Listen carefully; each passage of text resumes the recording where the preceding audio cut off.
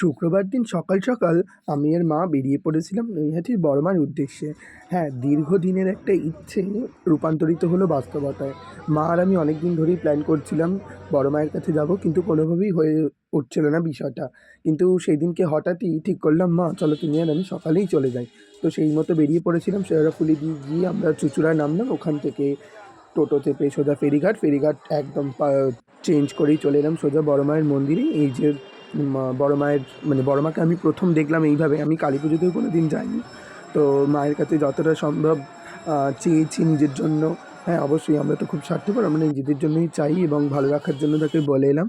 তো তারপরে আবারও পুজো টুজো দিয়ে কচুরি খেয়ে তারপর ওখান থেকে বেরিয়ে চুঁচুড়া স্টেশন হয়ে আবার চলে এসেছিলাম আমরা শেওড়াফুলির নিস্তারিণী কালীবাড়িতে। সেখানে মা কালীকে আবার দর্শন করে, কারণ ছোটো থেকে নিস্তারিণী মায়ের কাছে বহুবার গেছি, তো একই রাস্তায় যেহেতু গেছি মায়ের দর্শনও কেন করবো না। তারপর ওখানে মন্দিরে মুড়ি খেয়ে চলে এলাম বাড়ি।